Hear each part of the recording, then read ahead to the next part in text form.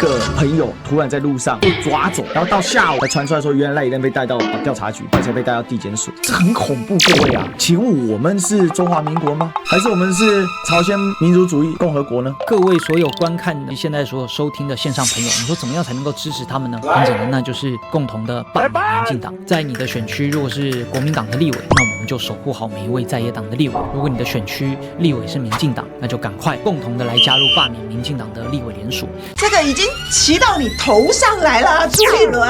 他用司法，还有用反中，然后扣红帽子，真的抓人，这样子的一个状况底下，去高度的凝聚了民进党的支持，这是有利于他的大罢免。赖清德不会退的，他只会无所不用其极的想要赢大罢免这一局。台湾在2次世界战后好不容易所建立的经济奇迹跟民主奇迹，都会在一夕之间毁在赖清德的手里。Ladies and gentlemen, welcome the host.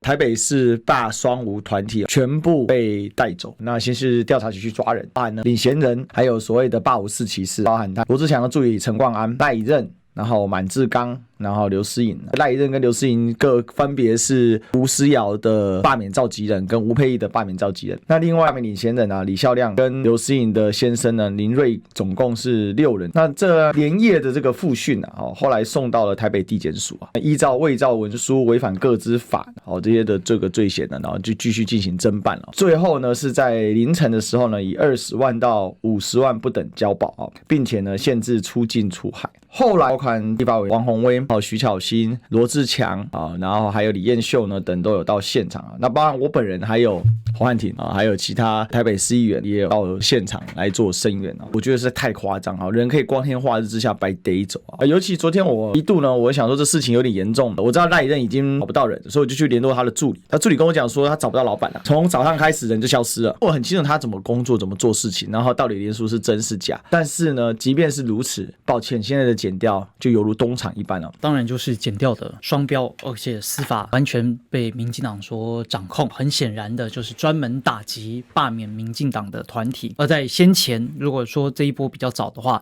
是先冲到台南的国民党地方党部。那在昨天就是台北的罢免双无的团体。那在今天呢，早上一样也是新北市国民党的地方党部。那为什么暂时还没有冲到台北市的国民党地方党部呢？我在想，大概是因为台北的地方党部黄吕锦如主委还算是比较知名，而且台北呢这个众星云集，所以如果贸然出手的话，可能导致的反弹会比较大。如果我们单纯从客观事实上来做讨论，他们的联署也就是认真的摆摊，然后收集到了实际的联署书，收集完了之后呢，就他们委托了国民党的地方党部，然后呢来做整理跟放置，最后送件。那一开始呢传出说他们的所谓错误的件数很多，他们自己也不知道，他们也是很认真的去收集。那国民党地方党部总不可能突然的去给他加很多的错假联署书，也没有必要，因为他们一开始说其实第一阶段已经足够了，就整理送件。这个我们也没想到整理送件会有很多奇奇怪怪的事情，所以我们高度怀疑而且不仅是在台北这个地方，是很多地方都有可能就是有心人士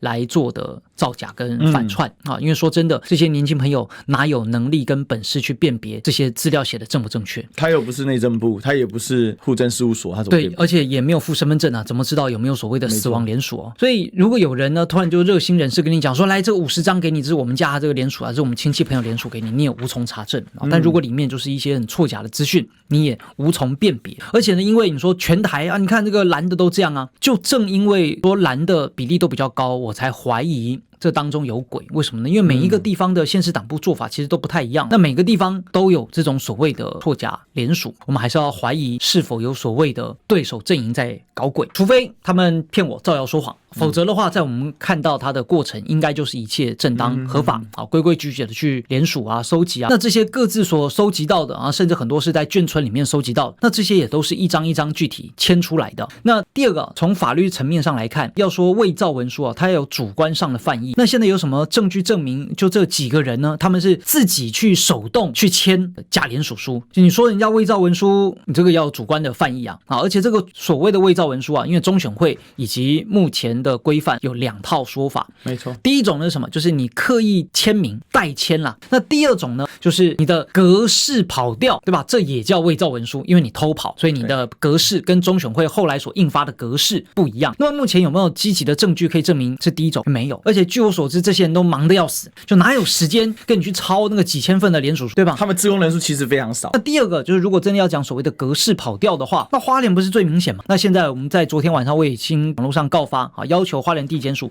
也应该要相同标准来办案，不知道到底会不会办，应该是不会办，查无不法不起诉。台湾有3种律嘛，深律、浅律、司法特别律，所以在台湾的司法，在法官看起来，罢免民进党比共谍更可恶。那当然了，柯文哲的金额更高，柯文哲7000万都得要羁押，那柯文哲比共谍更可恶。然后这些罢免民进党的这些年轻小朋友，他们比这个所谓担任游锡堃的助理还更有逃往海外的能力。已经可以看到，就是民进党护航民进党的立委到了非常没有下限，堕落无耻现况底下，就是半蓝不半绿，所以各个方面都有伪造。那基隆伪造的案件还最多，然后南投的、新竹的也都有伪造的案件。我在3月23号也半个多月了，到现在仍然没有下文。他们去告发双吴是什么时候告发的？是3月24，我323就告发了绿的，到现在没有半点下文人家324去告发双吴，然后呢就动起来了。同样3月24号国民党立院党团也去告绿的，结果呢也没下文。所以当前的检调当然是不值得被信任。那当然我们也都知道检调好辛苦啊，对吧？因为你看，你只要是半蓝白的就可以升官，半绿的呢就会被监察院约谈。所以怎么样才能够有机会挽回台湾的所谓司法公信力？怎么样才有机会让检调证明自己不是民进党的鹰犬跟打手？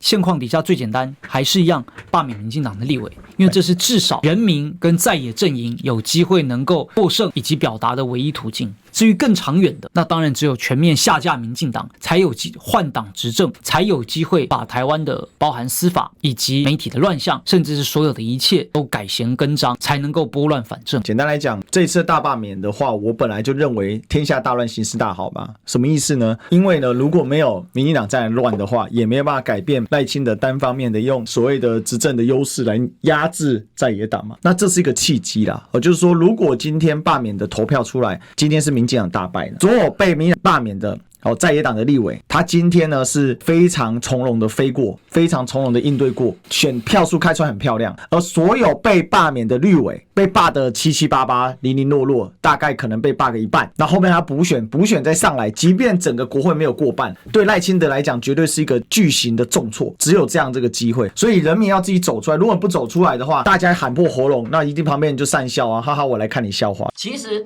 死亡的这一个名单的这个问题，各个罢免案其实都会有，没那么严重，不要危言耸听不要每一次说到这个就捕风捉影，说是什么伪造文书你就有罪，什么30年里里扣扣的。为什么这个时候动手呢？第一个效果是转移了川普最近用关税对于整个全世界的一个震撼。第二个寒蝉效应，这是跟白色恐怖相比是有过之而无不及啊。我认为它可能还不只是单纯的让你们2阶段的联署出现重大的困难，因为毕竟过去查水表大不了就查税嘛，或者是你最好不要有什么作奸犯科嘛。可是这不一样，这是到你家去搜索，把你人抓走。那这个东西挺严重的，而且这个恐吓的效果也非常的强，所以使得在这过程里头想捐钱的，想出来帮忙动员的，很可能都会因此而收手。赖清德居然去踩这个红线，可见得他也是狗急跳墙没有招了。但问题是说，这的确会有它的政治效应的出现啊，这太离谱了。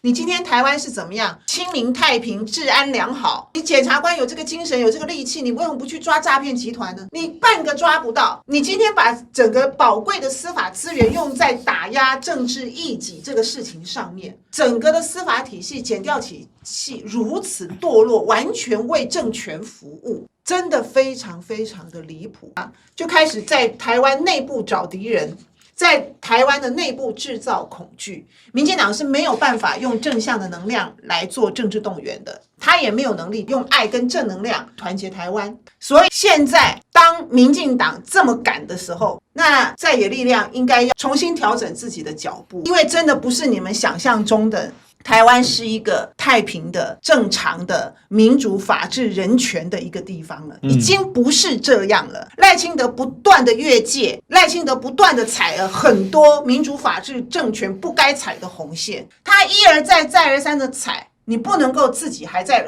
活在你幻想的时空里面，你必须面对这个过分的政权，拿出有效制衡的抵制的力量跟论述。民进党跟川普一样，没有底线，没有信用，什么事情都敢干，什么事情都敢做。最后呢，就是所有的人都要共同付出代价，全世界要陪着川普付出代价，全台湾人要陪着赖清德付出代价。遇到一个这种疯狂、不负责任又没有水准，他如此的错误，但是他又这么的狭隘，他又这么的自以为是，他又非要做到他想要做的东西不可，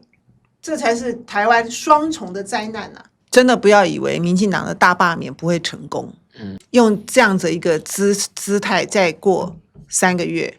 很可能到时候会猪羊变色，后悔莫及。如果国会也输掉了，那赖清德完全执政底下，台湾就万劫不复。所以必须在这个时候惊醒，必须在这个时候觉醒啊！